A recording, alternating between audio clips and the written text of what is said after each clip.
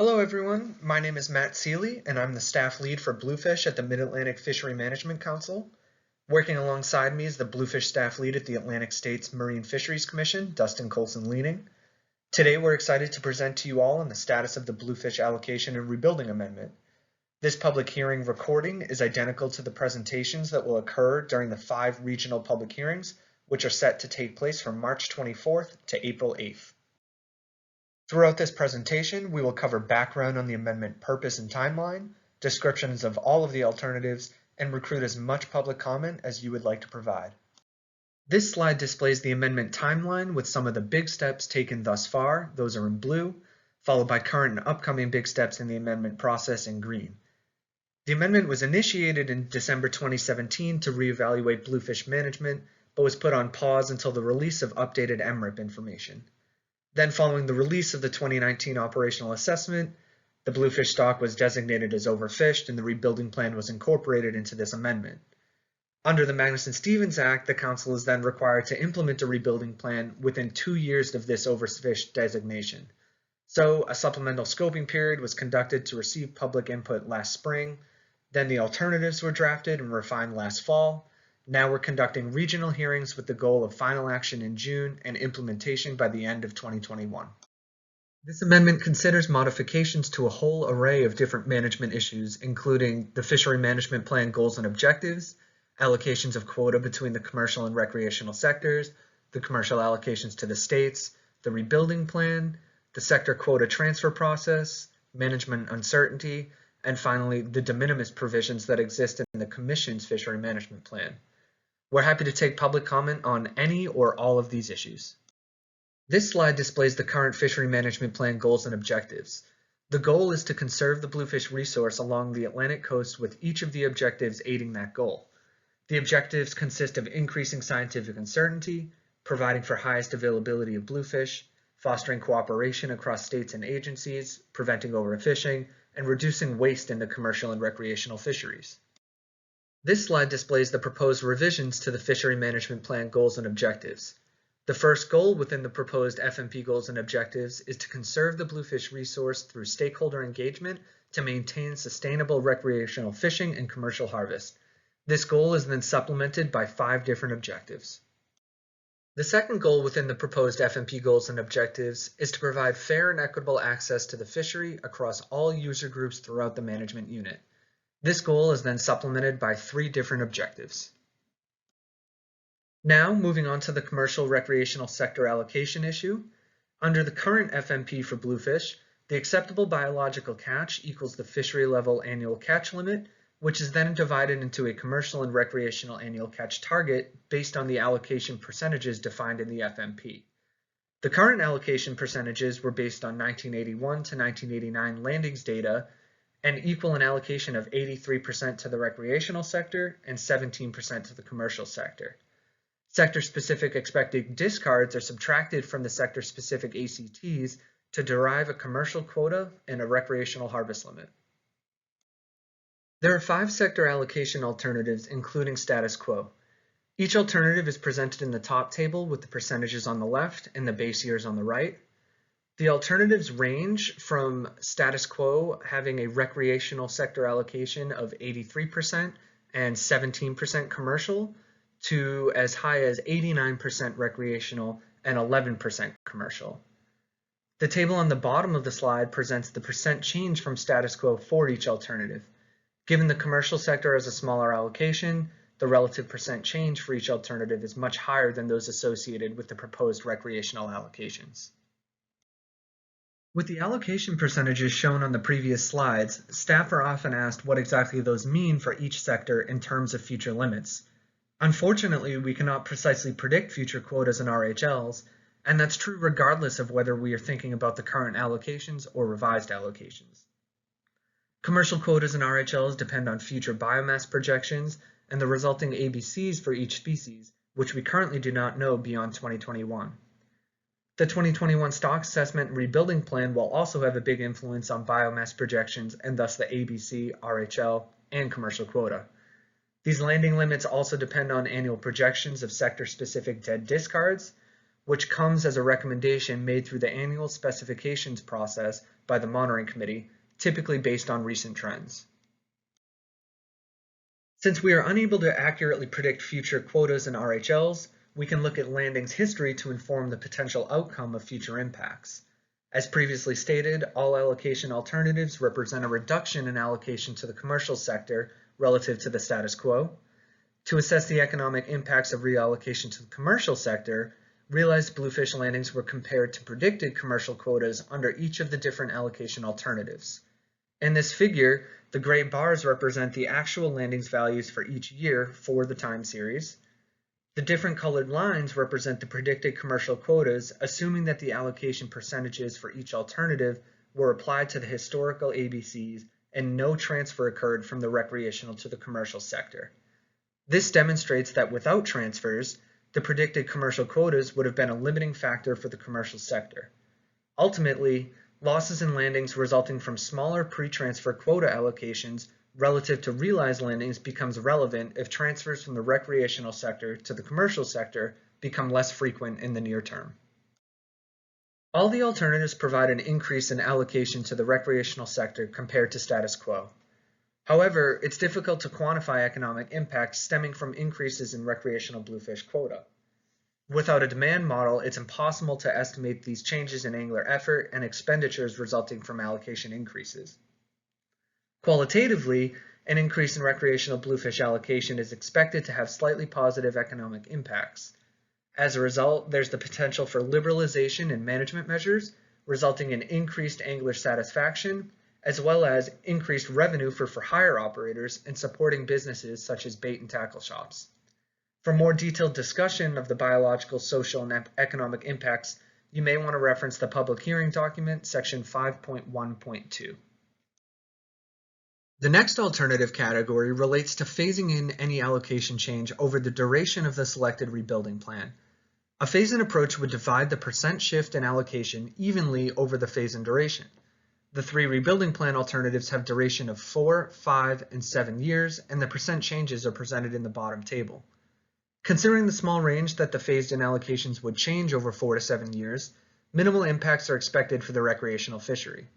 However, a 1.5% shift in allocation away from the commercial sector is a much larger annual impact relative to its smaller initial allocation. Therefore, a phase-in approach may slightly reduce the economic burden on commercial stakeholders in the near term. We understand the linkages between many of these alternative sets can be confusing. So, we developed decision trees to provide visual representations of the relationship between the allocation alternatives, the phase-in alternatives, and the rebuilding plan alternatives. The first decision is selecting the commercial recreational allocation alternative. Second, you would determine whether the change in allocation should be phased in or not. If yes, the rebuilding plan alternative determines the duration of that phase-in period. If a phase-in approach is not selected, reallocation would be implemented in full during the first year. The next alternative set considers modifications to the commercial allocations to the states. The status quo allocations are highlighted in green, which were set through Amendment 1 and based on landings data from 1981 to 1989. The three proposed alternatives all revised the commercial allocations to the states using updated time series. Alternative 3A2 is based on landings data from 2014 to 2018. Alternative 3A3 from 2009 to 2018, and Alternative 3A4 is a hybrid approach that takes the average of historical landings from 1981 to 1989 and more recent landings from 2009 to 2018. This table displays the impacts of each alternative by showing the resulting percent increases in blue or decreases in red relative to the current allocations for each state. For all three alternatives, Massachusetts, Rhode Island, and New York stand to benefit from an increased allocation, while North Carolina's allocation remains relatively unchanged, and the remaining states would lose a percentage of their quota. Alternative 3A4 represents smaller percent change compared to alternatives 3A2 and 3A3.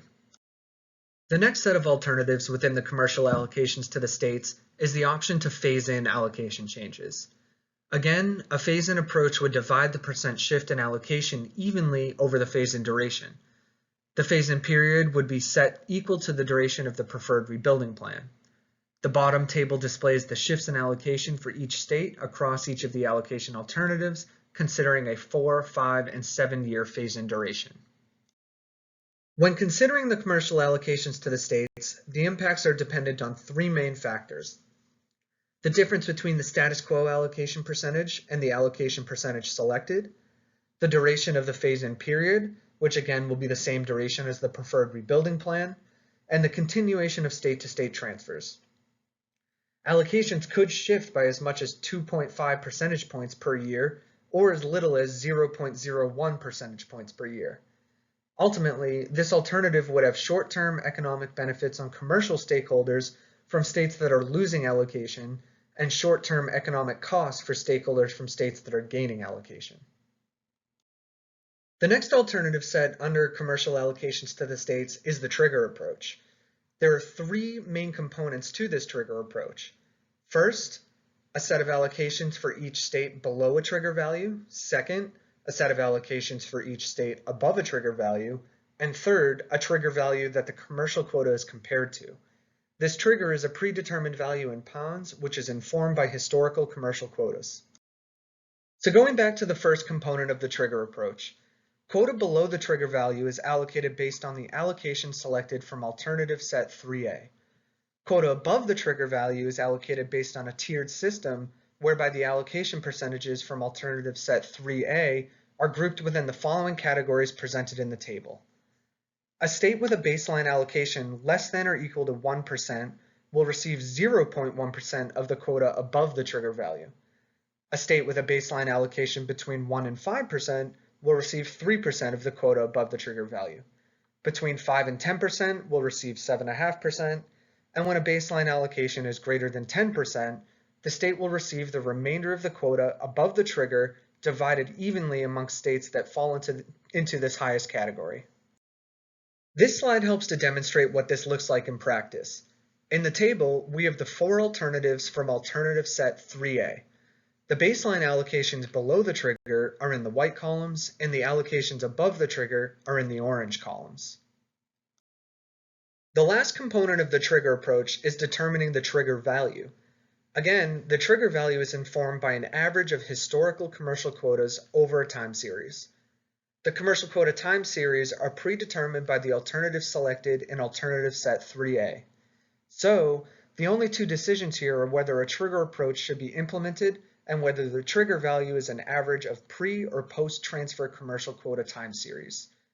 The transfer is referring to the historical transfers of quota from the recreational to the commercial sector. The pre-transfer average commercial quota triggers are lower than the post-transfer average commercial quota triggers. And I want to note that no formal commercial quota existed before the implementation of Amendment 1 in 2000, so the values presented represents the quota for available years only. This is why the trigger values are the same for the 10-year and the half and half time series. Presented here for reference is the time series of commercial quotas as it relates to the proposed trigger values. The historical commercial quotas are displayed by the blue line, and the various triggers are described in the legend. Over the past 5 years of the time series, the commercial quotas consistently remained above the pre-transfer trigger thresholds. Remember, any additional commercial quota above a trigger is allocated differently than the quota below the trigger. For the post-transfer trigger threshold over that same period, the commercial quotas exceed the 5-year trigger for 3 of the 5 years, while the 10-year and half trigger was exceeded only once. Seeing as the various alternative sets for commercial allocations are interrelated, staff developed another decision tree to detail the steps in the process. The first decision is to select the allocations to the states which have different base years. Then determine whether allocation changes should be phased in or not. If phasing in allocation changes is preferred, the phase-in duration will match the duration of the rebuilding plan, either 4, 5, or 7 years. If a phase-in approach is not preferred, the trigger approach may be applied. If the trigger approach is preferred, the remaining decision is to determine what the trigger threshold level should be, which may be based on pre-transfer quotas, resulting in a lower trigger, or post-transfer quotas, resulting in a higher trigger.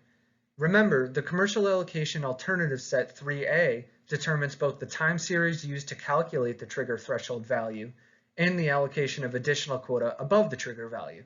This helps to streamline the decision-making process. The last alternative set under commercial allocations to the states is the minimum default allocation alternatives. The purpose of this approach is to provide a small baseline of quota to each state so that no state is left with zero quota.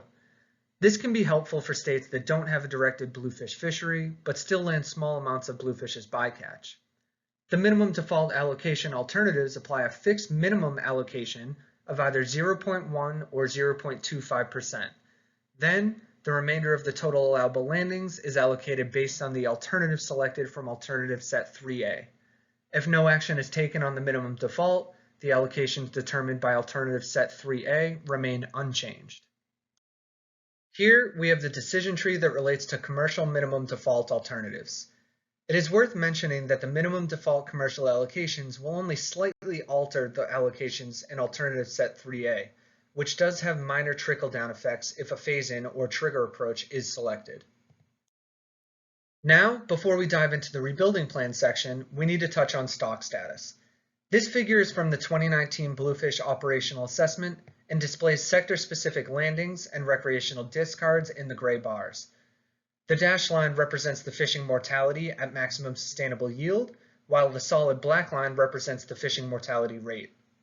Fishing mortality remained above the fishing mortality at maximum sustainable yield for all years in the time series except 2018, which resulted in overfishing not occurring.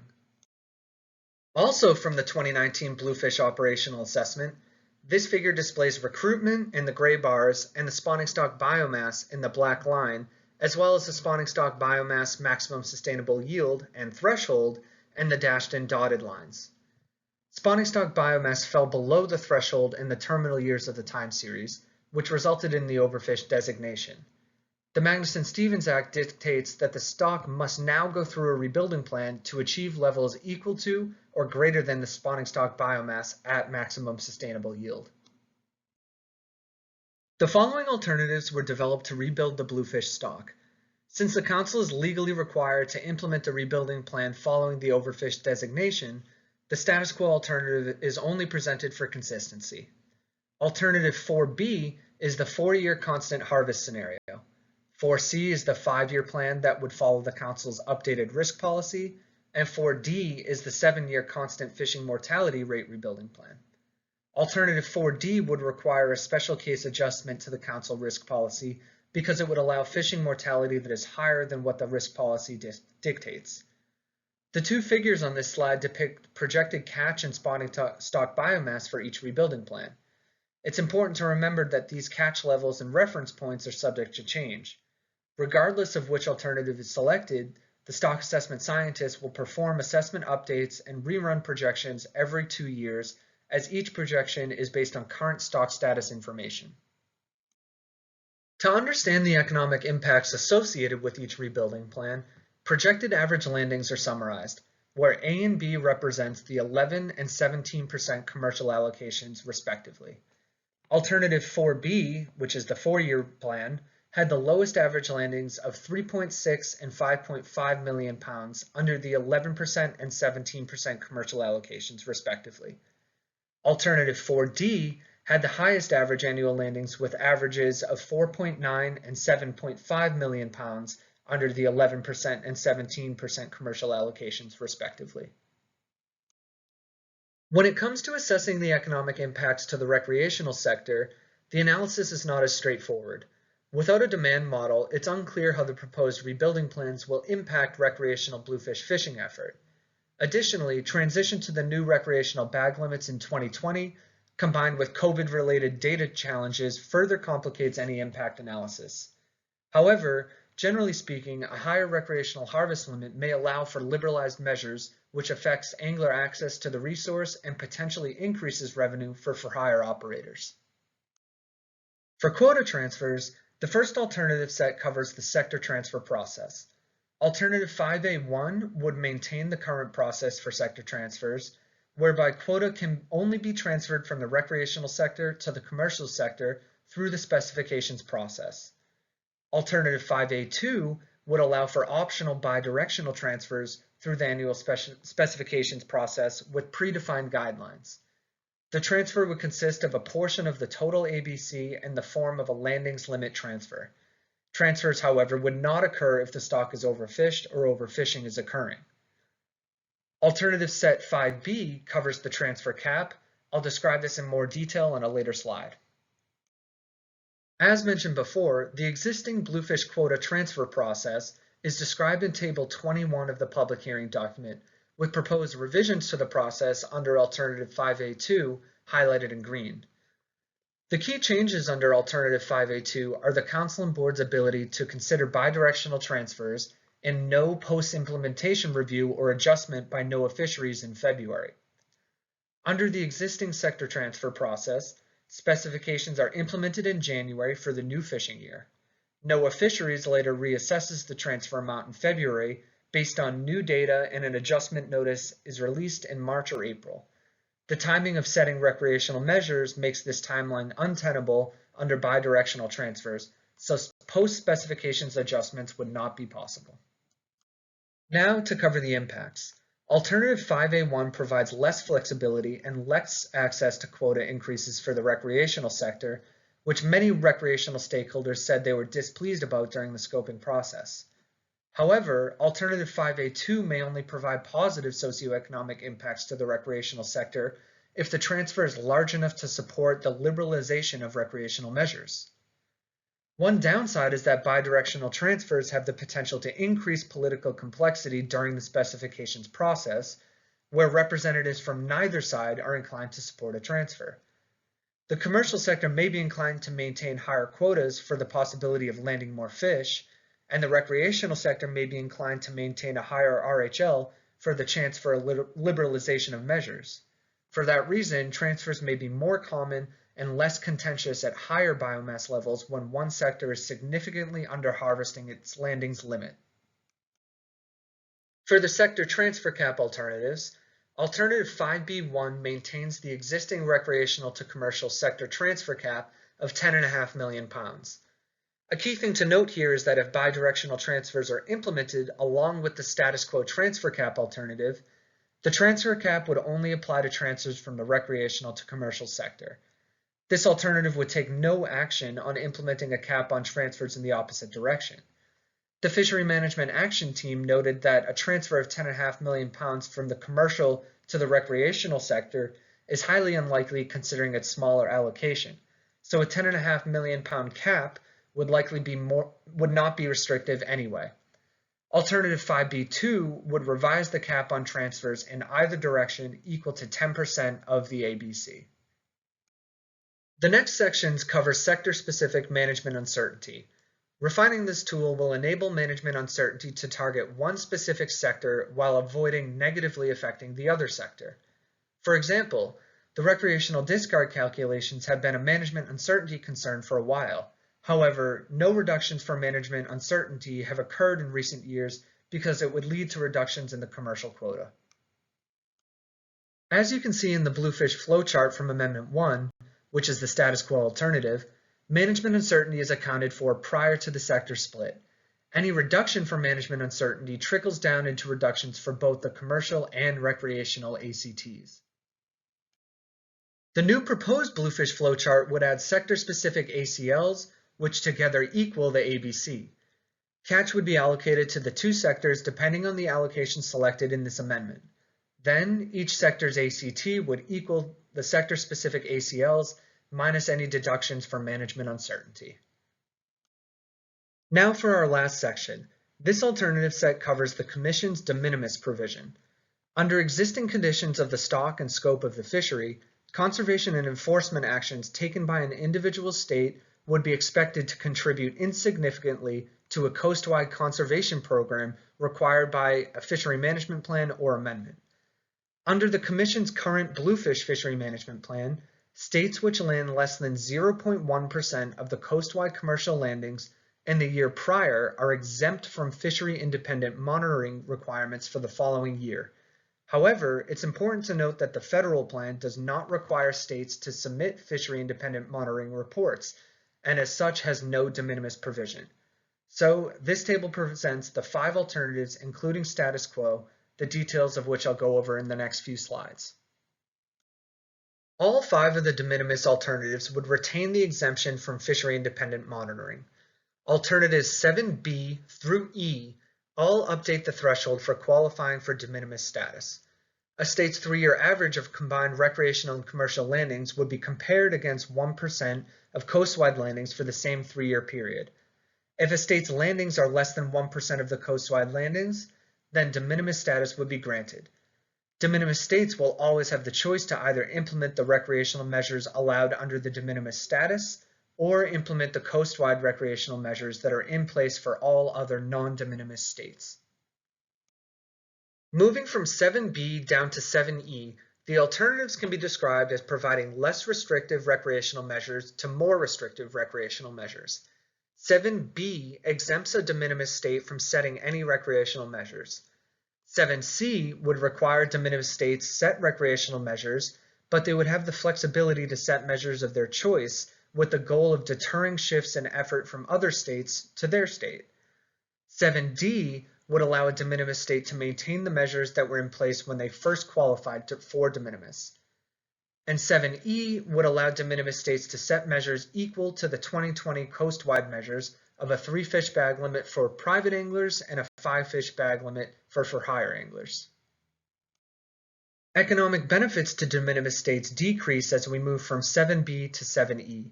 Alternatives 7B through E have the potential to complicate enforcement, considering that neighboring states will have differing measures, which can be a challenge for shared bodies of water. In addition, more flexible de minimis provisions reduce catch accountability in the short term. However, all alternatives prevent shifts in recreational effort from other states in the medium to long term through the 1% threshold requirement. Finally, if a state significantly increases its landings in 1 year, it may no longer qualify for de minimis status in the following year, which would require the state adopt the coastwide regulations in place. At this point, we've covered a lot of material spanning many different alternative sets, and we welcome public comment on any or all of the amendment issues. So that concludes the summary of issues under consideration. I want to note that you have multiple options for how to submit comments: online via the public comment form, email, written mail, and at a public hearing. We have scheduled 5 public hearings via webinar. You can find information about all the hearings in the public hearing document and online at the listed website. Detailed public comment instructions are provided in the public hearing document, and the deadline for written comments is Friday, April 23rd at 11:59 p.m. Please do not hesitate to reach out to me, Matt Seeley, with any questions or concerns. Thanks for watching.